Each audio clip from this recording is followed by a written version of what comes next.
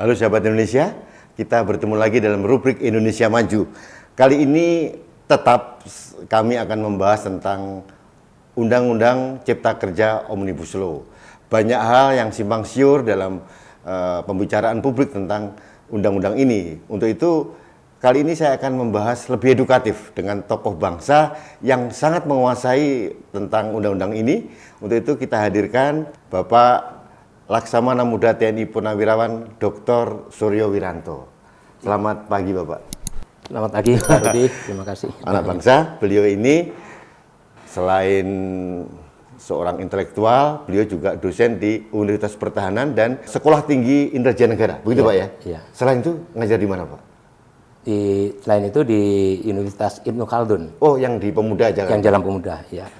Ini intelektual dari TNI. Sudah pensiunnya tahun berapa Pak? Pensiun? Saya pensiun tahun 2017, jadi masih. Oh iya, Bapak angkatan berapa ya tadi? Saya angkatan 82. Oh, dengan sahabat kita Pak Gatot Nurmantio. Angkatannya Pak Gatot Nurmantio. Iya. Pak Suryo, ini mungkin Bapak sudah tahu ya Pak ya tentang beberapa minggu terakhir ini kan ramai sekali di publik tentang pro dan kontra Undang-Undang Cipta Kerja Omnibus Law.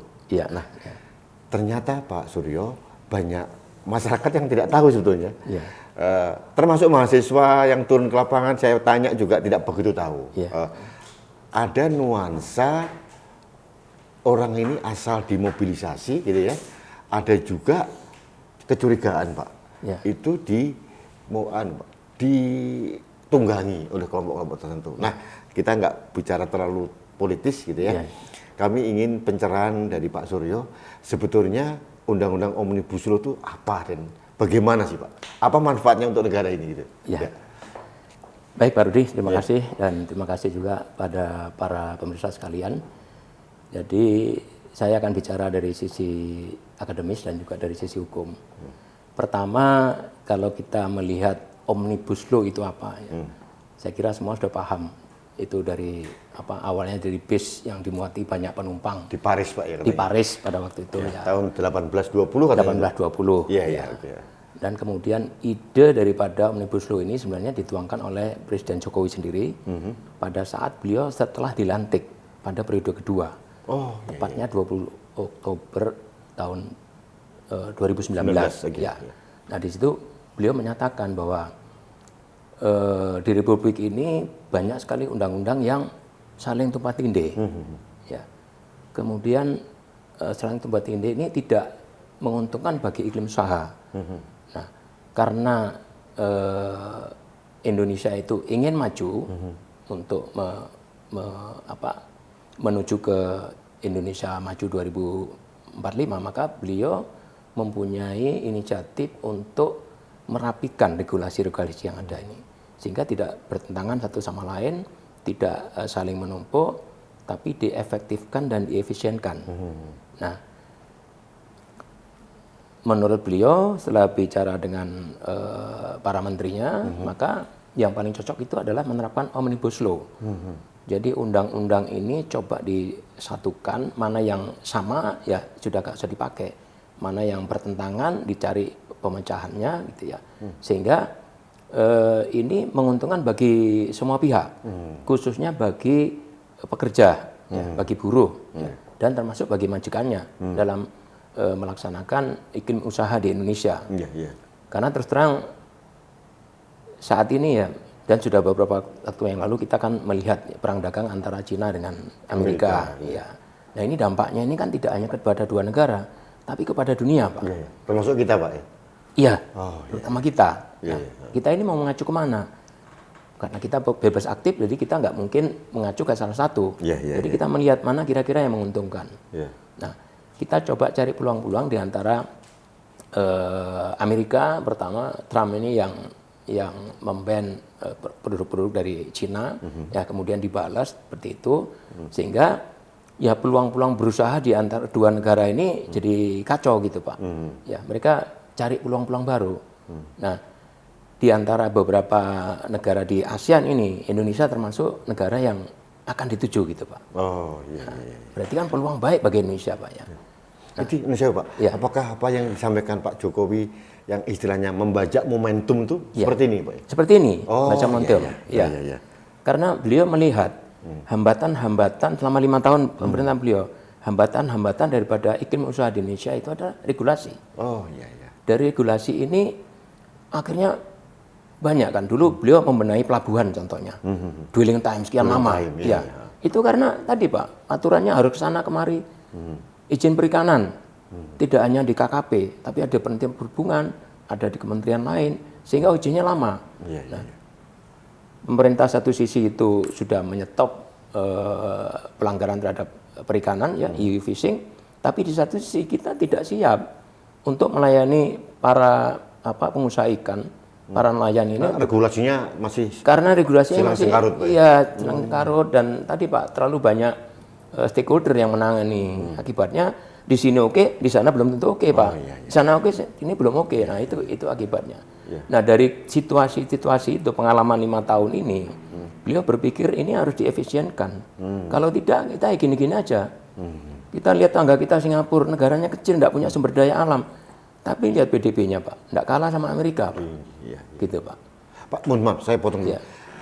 Sebetulnya Omnibus Law, Pak, ya, dengan seperti Indonesia ini menggabungkan beberapa undang-undang dalam satu keranjang itu, Iya. itu di negara lain sudah diterapkan, Pak. Ya, di negara lain juga sudah diterapkan. Ada iya, beberapa negara diterapkan karena tadi mencari efisiensi. Iya, iya, iya. Supaya orang kalau mau berurusan suatu usaha itu tidak harus ke sana kemari, tapi cukup datang satu atap aja itu beres semua. Sebenarnya idenya bagus sekali, Pak, ya. Idenya sangat bagus, sangat brilian, Pak. Iya, iya. Bapak bisa saksikan video kesaksian dari teman saya itu, Pak Gatot Nurmantio, juga menyatakan ini idenya bagus, Mulia, brilian. katanya. Mulia, Oh. gitu. Ya, menguntungkan semua pihak, Iya, gitu, iya, Pak. iya. Bahwa pelaksanaannya bagaimana, ya kita perlu mempelajari, gitu, Iya, Pak. iya, iya, iya, iya. Iya, iya. Jadi sebetulnya secara manfaat itu luar biasa. Iya, betul, Pak. Lalu kenapa akhirnya menimbulkan pro kontra di masyarakat? Menurut Pak Surya apa, Pak, terjadi? Iya, jadi sejak era reformasi ini memang kebebasan itu luar biasa, Pak. Tidak terkendali, Pak. Orang berbuat sak maunya. Iya, iya. Orang menghujat presiden itu bicara apa saja seolah-olah dibolehkan, Pak. Iya. Dan presiden kita ini luar biasa, Pak. Tidak emosional, ya, Pak. Menanggapi Tidak baperan juga. tidak, ya. Artinya bisa memaklumkan lah kondisi ini. iya, iya. Ini perlu edukasi, Pak. Dari dulu situasi kita sebelum reformasi dengan setelah reformasi yang menganut azas-azas demokrasi ini, Pak. Perlu waktu. Makanya beliau tidak banyak menanggapi, gitu, Pak, ya. Kecuali yang prinsipil sekali, Pak. Seperti undang-undang ini kan kemarin, wah, ini niatnya baik, gara-gara ada seorang perempuan di Makassar yang membuat hoax seperti itu, ditangkap oleh publik, ditangkap oleh serikat buruh misalnya, langsung disiarkan. Nah, ini buruh terbakar. Iya, iya, iya. Cilakanya mahasiswa dan pelajarnya juga terbakar, Pak. Padahal saya yakin dan percaya mereka semua tidak terlalu paham. Iya, baik. Buktinya yang ditangkap itu, Pak, mulai dari anak SMA, Nggak ngerti apa-apa. mahasiswa, dia nggak ngerti apa-apa, hanya ikut-ikutan, Iya. lihat di media, ikut temannya dan sebagainya. Nah, ini saya dari sisi pendidik, Pak, ya, dari akademisi itu ingin memberikan pencerahan kepada khususnya mahasiswa dan pelajar ini. Please, Anda itu intelek, ya. Akan gunakan intelektual Anda, silahkan dipelajari dulu yang benar, yakinkan, ya. Jadi mengetahui sampai dengan memahami, Pak. Poin-poinnya mana, Poin-poin mana, Pak. Jangan asal menerima berita langsung counter Reaktif. reaksi. Iya, Nah, itu akibatnya ya jadi seperti sekarang ini, Pak. Baik, Pak Suryo, mungkin Bapak bisa sampaikan pada anak bangsa, kira-kira di Undang-Undang Cipta Kerja ini, Ya. poin-poin apa yang menguntungkan sebetulnya, Pak, buat kita sekarang? Ya, poin-poin yang menguntungkan sebagaimana disampaikan oleh Pak Jokowi, ya. Kemudian saya melihat juga kemarin terakhir dari pengacara kondang Hotman Paris, itu, Iya, ya, iya, iya. termasuk dari Pak Gatot sendiri, ya. Iya. Walaupun kelihatannya counter, tapi beliau menyatakan ini undang-undang ini menguntungkan sekali. Mulia, katanya. Mulia bagi iklim usaha, Iya, iya, iya. bagi pekerja. Iya, iya, iya. Karena apa? Kita harus melihat, Pak, Indonesia ini 2025-2030 itu kita ada bonus demografi, Pak. Iya, iya. Angkatan kerjanya besar sekali. Iya, iya, iya. Benar. Ya. Dan kita ingin punya cita-cita pada 100 tahun kemerdekaan ini, 2045. Indonesia 2045 Indonesia maju itu Indonesia bisa paling tidak nomor 5 di dunia, Pak. Iya, iya, iya. Dari sisi kemajuan ekonomi dan sebagainya, Pak. Nah, pemerintah sudah merancang seperti itu, Pak. Sehingga apa yang harus dikerjakan agar ini tercapai? Nanti nih bonus demografi banyak ini jangan sampai mereka nganggur. Nah, pengangguran ini kan nanti menyebabkan banyak permasalahan. Jadi bencana demografi. Jadi bencana demografi, Pak. Nah, untuk itu perlu diolah dipersiapkan infrastruktur demikian rupa. Jadi kalau kita lihat tol laut aja, Pak, itu kan infrastruktur yang bagus, Pak. Jalan-jalan lintas provinsi, antar pulau disambungkan semua. Juga menyambung ke daerah sentra-sentra industri, nyambung juga ke lapangan udara dibuat baru, kemudian pelabuhan juga dibuat deep sea harbor, Pak, untuk langsung internasional. Yang ini sebelumnya tidak ada seperti itu, Pak. Jadi infrastruktur sudah disiapkan. Nah, sekarang yang sulit menyiapkan ini terus terang SDM-nya memang, Pak. Ya, SDM-nya ini kan bervariasi juga. Mungkin juga kurang banyak referensi untuk belajar. Literasi kita agak rendah ya, Pak? Literasi kita agak rendah, Pak. Itu harus diakui, Pak. Karena saya pengajar, jadi saya tahu persis, Pak. Makanya saya mengajarkan kepada mahasiswa saya itu, kamu pelajari dulu lah. Belajar yang benar sampai kamu tahu, sampai kamu mengerti. Nah, kalau kamu mengerti ada yang salah, boleh kamu komplain. Dengan cara-cara yang rasional, cara-cara yang terdidik. Karena kita bangsa yang berbudaya tinggi, Pak. Budaya kita bukan budaya merusak. Dan agama-agama di Indonesia ini nggak ada yang menuntun ke arah perbuatan yang merusak seperti yang kita saksikan. Semuanya Pak. peaceful, Pak ya. Semuanya peaceful, seperti itu kira-kira. Jadi kesimpulannya Undang-Undang Cipta Kerja Omnibus Law ini, Pak. Ini salah satu tools untuk menuju Indonesia Maju 2045, Pak ya. Betul, Pak. Gitu ya. Itu salah satu tools untuk menuju sana. Makanya infrastruktur sudah disiapkan. Nah, SDM-nya disiapkan. Regulasi sekarang, Pak. Nah, regulasi ini memang kalau kita terlalu banyak bicara dengan stakeholder terkait, ini masing-masing akan bertahan, Pak. Saya pengalaman dinas di Kemenko Polhukam untuk ngurusi masalah pembuatan undang-undang ini. Waduh, nggak selesai. Buktinya undang-undang keamanan nasional tuh, Pak. Masih masuk freezer katanya? Iya, masuk freezer. Padahal itu penting, Pak. Bagaimana kita ini bisa menjaga negara kita, mengamankan negara kita ini kalau tidak ada undang-undang yang mengatur itu, Pak. Pak Suryo, nanti suatu saat kita membuat sesi khusus tentang Undang-Undang Kamnas, Pak. Karena banyak sekali yang bertanya hal itu. Jadi saya pengen banyak mengulik dari Bapak. Kenapa kok freezernya kok kuncinya kuat sekali? Oke, sekarang kita fokus ke Omnibus Law dulu. Karena ini lagi happening ini, Pak. Oke, jadi Pak, kembali ke Undang-Undang Cipta Kerja tadi. Ada banyak tolakan-tolakan, ada hoax-hoax yang menyebar, kemudian publik juga menangkap begitu saja, karena sekarang ini kan agama kedua kita tuh kan medsos, Pak. Jadi begitu medsos apa langsung dianggap satu kebenaran gitu. Nah, di sisi ini, apakah menurut Pak Suryo ada semacam kekurangan dari pemerintah atau DPR mungkin terhadap sosialisasi publiknya, Pak? Ya, baik Pak Rudi. Jadi kalau kita melihat, Pak, undang-undang ini kan baru kemarin hari Jumat, Pak ya, diserahkan dari DPR kepada Presiden untuk dipelajari dan untuk disetujui. Waktunya 30 hari katanya? Waktunya 30 hari, sambil menyiapkan aturan-aturan turunannya. Berarti ini saya, Pak, ini anak bangsa perlu tahu, pada saat diketok oleh DPR, itu undang-undang belum serta-merta berlaku ya, Pak? Belum, Pak. Belum, Pak. Itu kan pengesahan saja, Pak. Pengesahan RUU itu, Pak. Karena inisiatifnya DPR. Nah, undang-undang itu kan harus, kalau inisiatifnya Presiden atau pemerintah, harus nanti direstui oleh DPR. Dan sebaliknya, yang ini karena dari DPR, diajukan ke Presiden, nanti dipelajari oleh Presiden, baru setelah setuju, baru nanti diserahkan kepada Menkumham untuk pengesahan. Diundangkan. Jadi Pak, masih banyak ya ini, Pak? Masih banyak jalannya. Kalau nggak salah perlu ada perpresnya, perlu segala permen segala macam. Perpres dengan PP itu kan turunan, Pak. Jadi perpres PP itu adalah aplikasi atau pelaksanaan daripada undang-undang itu, Pak. Juknisnya, ya? Seperti itulah kira-kira, Pak. Karena kalau kita lihat ratifikasi di Undang-Undang 12 2011 kan seperti itu, Pak. Ada undang-undang, di bawahnya ada perpres, ada kepres, ada peraturan-peraturan yang lainnya. Pak Suryo, Pak Suryo kan sangat mendalami masalah pembuatan undang-undang. biasanya kalau suatu undang-undang disahkan DPR, Ya. kemudian menunggu sekarang ini tanda tangan dari Presiden, Ya. sampai kapan efektif bisa dilaksanakan dengan menunggu beberapa peraturan turunan tadi, Pak? Biasanya waktunya berapa lama, Pak? Waktunya bisa setahun, bisa 2 tahun, Pak.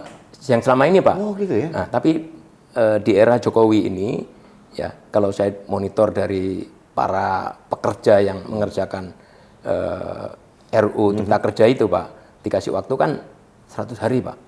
Untuk sampai turunannya? Iya. Wah, luar biasa. Bukan, RUU-nya dulu, Pak. Oh, RUU nah, dulu, turunannya ini 3 bulan juga, Pak. Oh, 3 bulan 3 juga. bulan. Iya, iya, Tapi dengan apa itu, dengan Perpres itu 3 bulan, Pak. Ini untuk Indonesia termasuk cepat ya, Pak? Sangat cepat, Pak. Sangat cepat, Pak. Iya, iya. Sebenarnya itu bisa dilakukan, Pak. Cuman selama ini kan begitu, Pak. Terlalu banyak birokrasi, ya, Pak. Bergeningnya itu bertele-tele, Pak. Iya, iya. Sehingga nggak selesai. Belum nanti, oh saya nggak bisa ini minggu ini, minggu depan ya, minggu depan nggak bisa, minggu depannya lagi. Padahal harusnya bisa bisa lebih cepat gitu, Pak. Iya, iya. Ya buktinya ini RUU ini bisa cepat kan, Pak. Dan waktu 100 hari atau 100 hari lebih ini sudah selesai gitu. Iya. Terlepas sempurna tidak sempurnanya kan bisa dirapihkan nanti, Pak. Iya, iya, iya. Terutama dalam PP dan Perpres ini. Iya, iya. Makanya Pak Jokowi mengajak kepada publik, ya, pada stakeholder terkait, kepada para intelektual, silakan nanti melihat ini turunan dari undang-undang ini dalam bentuk PP maupun Perpres ini, dilihat situ. Kalau ada yang nggak pas, ya kita sama-sama untuk merevisi gitu, memperbaiki, menyempurnakan. Kira-kira seperti itu. Bapak, satu lagi, Pak. Ini undang-undang sedang dalam proses pengesahan dari pemerintah. Iya. Tapi di sisi lain kan Anda lihat beberapa stakeholder mengajukan uji materi ke MK. Iya. Ya. Apakah pengesahan pemberlakuan undang-undang ini menunggu MK dulu atau gimana, Pak? Oh, nggak perlu, Pak. Nggak perlu menunggu MK, Pak. Jadi itu kan proses regulasi seperti itu, Pak. Apabila ada stakeholder karena kepentingannya dia tidak sepakat dengan undang-undang itu, dia boleh mengajukan judicial review ke MK gitu, Ya, Pak. baik. Nanti MK akan melihat pasal-pasal mana yang diajukan, yang diusulkan, yang dikomplain. Nah, dari situ nanti para hakim ini akan mempertimbangkan dan memutuskan apakah ini sudah benar atau nggak benar. Nah, nanti diputuskan di situ, Pak, di MK. Ini kan di MK juga perlu proses waktu ya, Pak, ya? Iya. Nah, artinya dalam proses waktu ini undang-undang ini masih bisa terus berjalan? Undang-undang jalan terus, Pak. Oh, iya, Karena ini kan sudah disahkan, Pak. Nanti sampai resmi diundangkan oleh Menkumham. Iya. Nah, nanti sambil dibuat turunan-turunan yang tadi, Pak.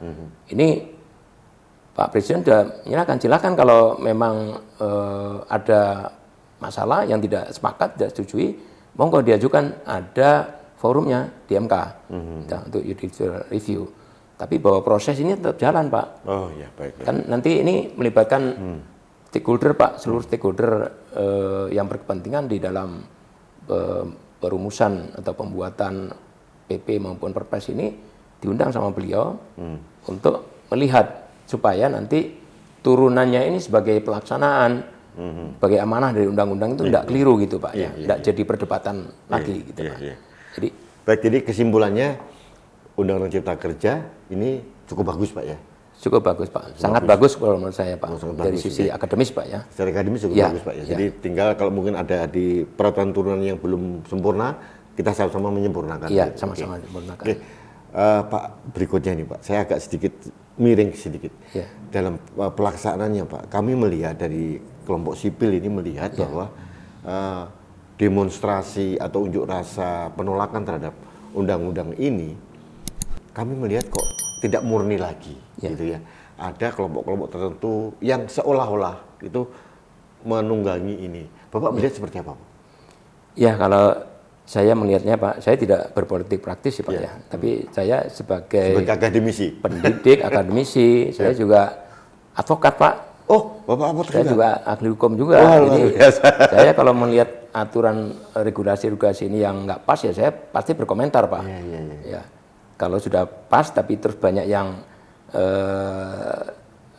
komplain atau mendemo, tapi karena ketidaktahuan, saya wajib meluruskan, Pak. Iya. Nah, di sini saya melihat bahwa memang hoax atau komplain-komplain itu kan tidak didasarkan realisme mereka membaca regulasi itu, Pak. Iya. Karena memang regulasinya masih tarik ulur Pak. Bahkan setelah diketok palu itu juga saya mendengar memonitor bahkan dari anggota DPR ada juga yang belum kebagian naskahnya itu. Artinya naskah ini kan belum pasti, Fix gitu ya. belum fix Pak. Ini masih kucing dalam karung ini. Yang mana kucing hitam, kucing hijau, kucing putih yang dipilih Pak.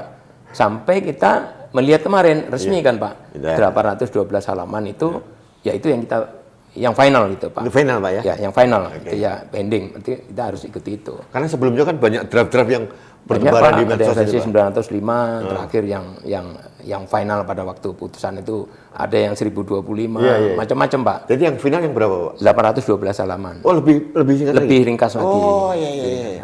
Nah Oke, ini baik. Terus? mestinya seperti teman saya Pak Gatot itu, gimana saya mau komentar, Wong saya nggak tahu undang-undang yang mana nih yang disebutkan itu. Masuk akal juga Pak Itu ya? jujur kan, masuk akal Pak, juga. masuk akal. Iya. Tapi setelah diserahkan ini Pak, dan publik sudah tahu dengan RUU yang baru yang 812 halaman, mestinya semua pada merefleks dari situ.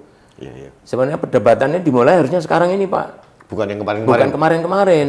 Kemarin-kemarin itu karena monitor dari si A, si B, ada yang buat hoax, nah jadinya seperti itu. Semua punya perspektif masing-masing. Nah, cilakanya Pak, kalau Bapak tadi bilang kok ada yang nunggangi. Nah, kesempatan yang nunggangi ini Pak, yang nunggangi ya pemain-pemain lama Pak. Sejak pemilu 2019 yang lalu, 2014. Ini belum selesai ternyata. Belum selesai Pak. Jadi pimpinannya ini sudah selesai Pak. Yang grassroots-nya belum. Ya, yang grassroots-nya ini belum Pak. Bahkan tidak hanya grassroots Pak. Tingkat menengah itu bukan masih seperti itu. Karena masih ada rasa ketidakpuasan terhadap hasil yang lalu Pak.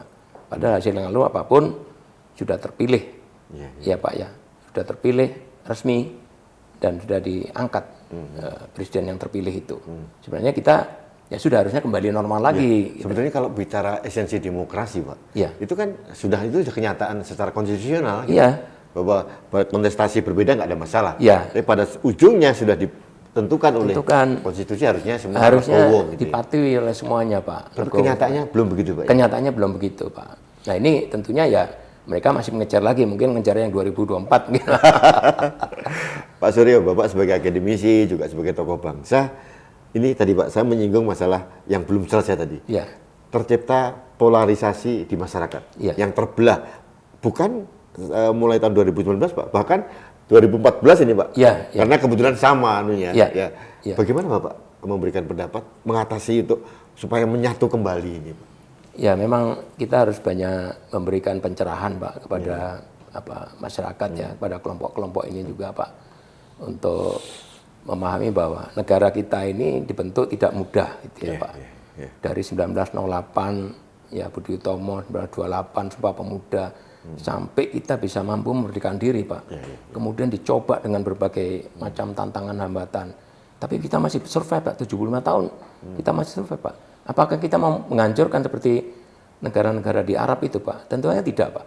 Nah, ini makanya saya Eropa Timur juga. Eropa Timur juga begitu Pak. Eropa dulu kan juga satu negara Pak, pecah-pecah seperti itu. Nah ini saya mengajak pada generasi muda, para intelektual ini untuk berpikirlah, ya jangan mudah terprovokasi, pelajari sesuatu dengan benar, ya referensi yang valid, yang berdasarkan regulasi yang benar, supaya tidak mudah dipengaruhi, supaya tidak tersesat.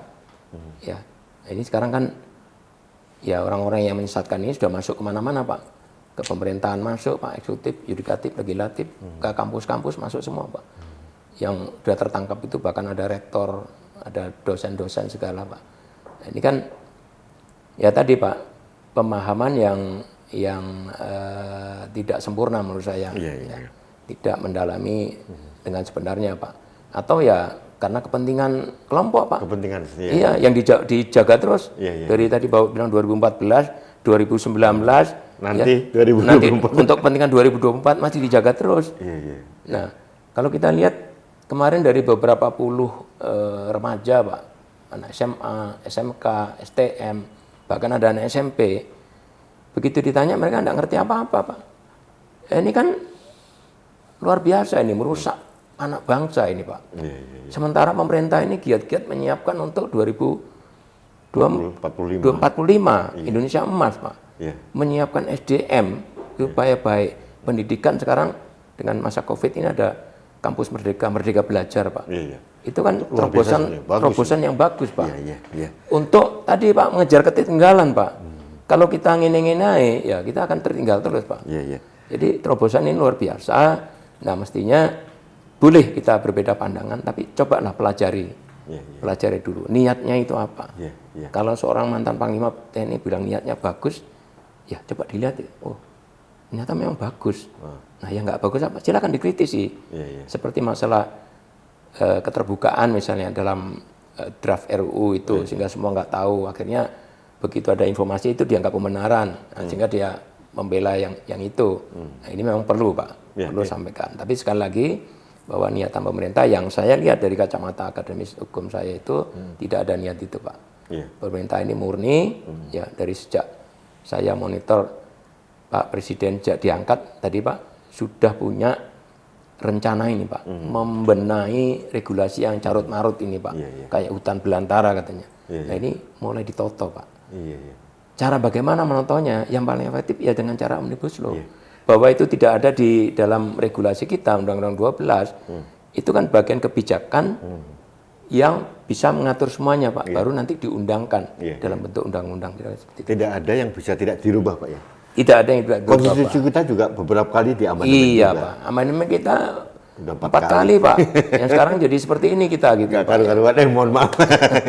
Jadi hanya satu yang tidak bisa kita rubah adalah kitab suci. Saya kira. Yang lain saya kira bisa. Untuk kepentingan bangsa dan negara bisa. Iya, bisa, Pak. Pak Suryo, kemarin saya sempat berbicara dengan beberapa diaspora kita di berbagai negara. Iya. Amerika, Selandia Baru, Belanda, dan Prancis, dan juga Inggris gitu ya. Saya ingin merangkum pendapat para diaspora kita tentang kondisi aktual di negara kita. Mereka cukup prihatin gitu ya. Dan yang berikutnya mereka ini memberikan saran bagus, Pak, bahwa sebetulnya di mata dunia Indonesia saat ini di bawah Pak Jokowi ini dipandang dengan sangat bagus gitu loh. Jangan sampai dirusak begitu. Jadi bagaimana Pak memberikan saran pada anak bangsa itu, Pak, supaya mempunyai pandangan sama-sama maju untuk Indonesia emas tahun 2045 nanti. Bahwa Pak Jokowi di mata dunia bagus banget, Pak. Dan kemajuan ekonomi kita luar biasa, Pak. Yang lain terpuruk, bahkan sampai failed state. Kita yang diramakan failed state, buktinya kita masih survive terus bisa gitu, Pak. Karena tadi Pak punya visi yang bagus. Indonesia emas itu luar biasa. Nggak ada pengangguran, diusahakan beliau 0 pengangguran, kan luar biasa, Pak. Nah, ini sekarang yang perlu dipelajari adalah niatan beliau itu, Pak. Konsep-konsepnya seperti apa? Itu dipelajari, Pak.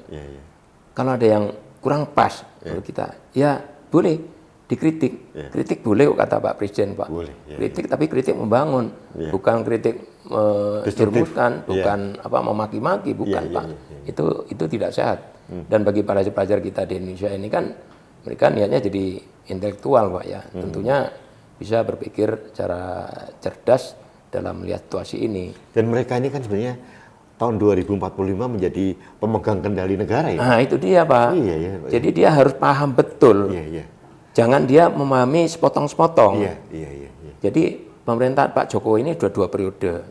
Lihatlah periode kedua ini apa yang beliau siapkan. Ada poin-poin tertentu, Pak. Meningkatkan SDM, meringkas birokrasi, regulasi. Itu visi yang pertama, Pak, SDM katanya. Iya, SDM yang pertama. Nah, ini kan ya kita bisa mengaca diri kita masing-masing lah. Saya ini sudah siap nggak sih untuk membangun negara ini gitu. Nah, Pak Suryo, Bapak pendidik, akademisi dan intelektual. Tahun 2045, kalau saya baca, demografi kita sekitar 337 juta katanya. Ini tadi Bapak bilang bisa menjadi bonus demografi, sebaliknya juga bisa menjadi bencana demografi. Gitu, Yang utama 60-70% katanya dari 337 itu adalah kelompok produktif, 15-60 begitu. Bagaimana Bapak memberikan saran kepada pemerintah dan masyarakat untuk kita bisa menuju ke sana dengan mulus ini, Pak, terutama dalam hal SDM ini?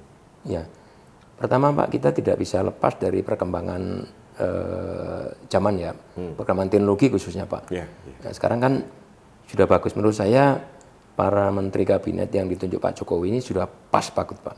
Seperti Mas Nadiem Makarim ini kan masih muda belia Pak, tapi pemikiran cerdas Pak untuk ke depan. Dengan konsep Merdeka Belajar, Kampus Merdeka itu bagus Pak. Artinya para pelajar ini tidak hanya menunggu dicekoi oleh gurunya, oleh dosennya Pak, tapi mereka mulai belajar berkreatif sendiri. Makanya diberi kesempatan mereka seperti on the job training itu ya. 3 bulan itu Pak ya? 3 bulan itu belajar di kampus lain atau belajar di tempat usaha lain yang kira-kira akan membawa mereka. Contohnya kampus-kampus seperti ITL Trisakti itu Pak, kan itu dalam bidang transportasi dan logistik Pak. Nah nanti mereka akan ditempatkan di perusahaan-perusahaan pelayaran misalnya Bapak, jalan ini kan sebenarnya implementasi dari program link and match antara user dengan perguruan tinggi Pak ya? Iya Pak, dua-duanya.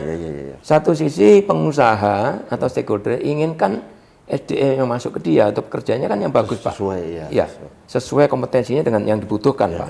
Sementara kalau kita lihat ya, mohon maaf di perguruan tinggi ini mereka hanya mencekoi aja dengan materi, tapi dia tidak mau tahu nanti hasil lulusannya seperti apa gitu Pak.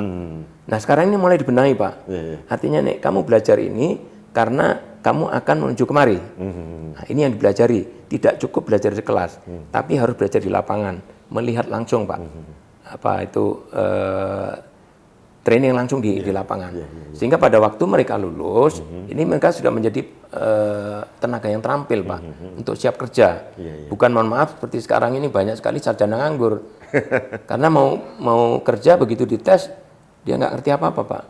Buta terhadap lingkungan yang mana dia mau bekerja Pak. Bahkan kadang-kadang dia belajarnya ini tapi pengen ngelamar di tempat yang lain. Nggak bisa Pak dengan kemajuan seperti sekarang ini Pak. Kompetensi itu sangat diperlukan Pak. Menjadi kualifikasi yang harus diperlukan. Kita sudah siap belum Pak? Kita belum siap Pak. On the way ini disiapkan Pak. Infrastrukturnya? Infrastrukturnya juga belum sepenuhnya siap Pak. Sekarang kan semua materi-materi pelajaran sudah mulai disesuaikan, program-programnya sudah mulai disesuaikan. Saya lihat di kampus-kampus sekarang sudah sangat sibuk untuk menyiapkan materi itu Pak.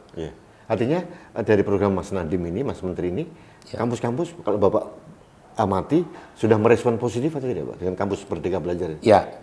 Nah itu kan sama Pak, seperti awalnya gitu Pak, seolah-olah ini orang anak muda kok ngajari profesor dokter yang benar Pak. Tapi beliau begitu memahami sedikit-sedikit, baru bisa menangkap, mulai mengikuti Pak. Biasalah seperti itu Pak ya. Jadi dan buktinya sekarang program itu sudah mulai dijalankan di kampus-kampus Pak. Mereka sudah mulai menerapkan Merdeka Belajar, Kampus Merdeka itu sudah mulai menerapkan itu Pak.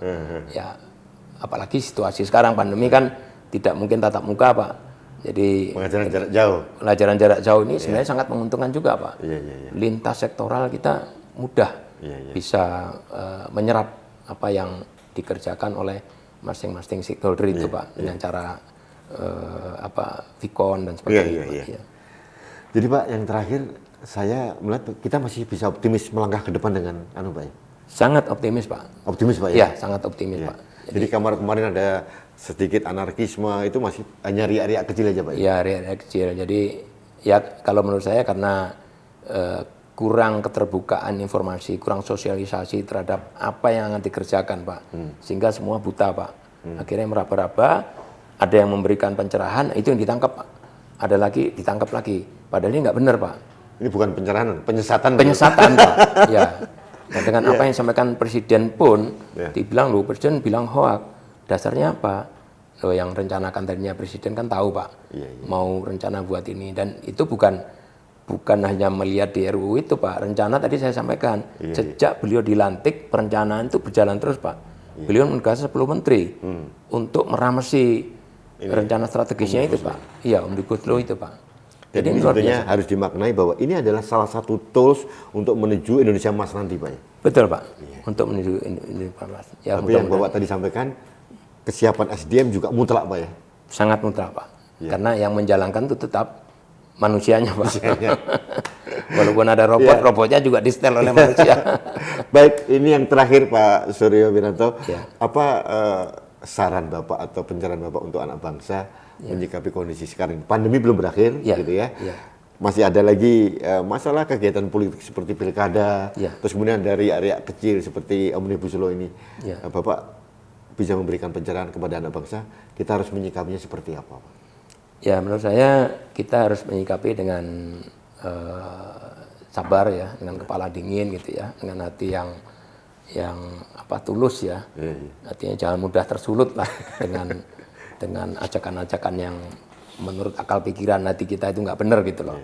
Jadi terutama para intelektual ya, pelajar mahasiswa itu jangan mudah tersulut oleh hasutan-hasutan. Anda para intelektual dipikirkan dulu, dimengerti, dipahami, baru Anda aksi gitu. Jangan aksi dulu baru habis itu mikir. Setelah ditangkap polisi baru mikir, iya ya ternyata salah. Aku kemarin ngapain ya ikut-ikutan gitu. Nah, ini saya ingatkan kembali bahwa tidak mungkin seorang kepala negara, seorang presiden itu mau menjerumuskan masyarakatnya, rakyatnya. Poinnya, Pak. Pak. Ya, benar. Itu poinnya, Pak. Ya, enggak ada di dunia ini seorang presiden mau menjerumuskan rakyatnya. Kalau mensejahterakan, ya. Memajukan negaranya, ya. Nah, itu yang harus ada di pikiran kita dulu. Ya. Setelah itu ada pikiran kita, baru kita menginjak informasi-informasi yang berkembang ini. Gitu ya. Kita pelajari dulu. Jangan buru-buru bereaksi. Ya, apalagi kalau intelektual kok bereaksi ikut-ikut turun ke jalan, menurut saya kok nggak pas ya. Tapi tampillah di forum-forum ilmiah, ya, tampillah di tempat-tempat terhormat, misalnya ke DPR sana boleh kok Pak, rombongan untuk menyampaikan aspirasinya boleh, buktinya kan ada yang diterima Pak, banyak yang diterima. Nah sehingga ya jangan sampai turun ke jalan gitu Pak, udah turun intelektual kita kalau sampai ke jalan. Akhirnya mendegradasi diri sendiri. Mendegradasi diri sendiri Pak, mendegradasi intelektual kita, sayang gitu Pak. Lebih baik kita ya di forum-forum resmi lah, adu pemikiran kita gitu ya, adu konsep kita gitu. Nah itu kembali lagi ya, memang harus banyak tahu, banyak paham dulu Pak. Seperti yang saya ceritakan ini kan, dari beliau dilantik sudah rencana jangka panjang sampai 100 tahun Indonesia merdeka, Indonesia emas gitu loh. Nah tahapan-tahapan seperti itu yang perlu dipahami. Jangan sepotong-sepotong, kalau sepotong-sepotong jadi sesat seperti ini Pak. Hanya melihat dari RUU-nya, padahal dia nggak ngerti RUU-nya seperti apa bentuknya, sudah berkomentar macam-macam, ya dipanasi dengan kelompok lain yang tidak happy dengan pemerintah, ya jadinya tambah chaos Pak. Nah, mudah-mudahan ke depan, ya dengan pemahaman-pemahaman para intelektual, ya para tokoh agama, tokoh masyarakat, nah itu masyarakat bisa kembali terdidik Pak, kembali melek hukum, melek aturan, melek regulasi, sehingga tidak akan tersesat Pak. Semua ini untuk kita semua Pak, untuk kemajuan Indonesia. Ya, terima kasih. Pak, terima kasih pencerahannya. Jadi ini luar biasa, ini suatu hal yang sangat edukatif dan mencerahkan buat kita semuanya. Terima kasih Pak kedatangannya. Terima kasih Pak Rudi. Terima kasih Bapak Ibu sekalian. Baik sahabat Indonesia, demikianlah pencerahan dari Bapak Laksamana Muda TNI Purnawirawan Suryo Wiranto. Beliau doktor, sarjana hukum juga, master hukum. Luar biasa, beliau intelektual TNI yang sekarang masih berkiprah mendidik anak bangsa di berbagai perguruan tinggi. Mudah-mudahan apa yang disampaikan beliau mencerahkan kita semuanya, dan yang paling penting kita harus optimis bahwa harus mengembangkan prasangka baik kepada presiden. Tidak ada satu orang pun presiden di dunia manapun yang ingin menyesatkan negara dan bangsanya. Saya kira itu pencerahan dari Pak Suryo Wiranto. Mudah-mudahan Anda mendapatkan ilmu baru dan wawasan baru. Terima kasih. Sampai ketemu lagi di Indonesia Maju berikutnya.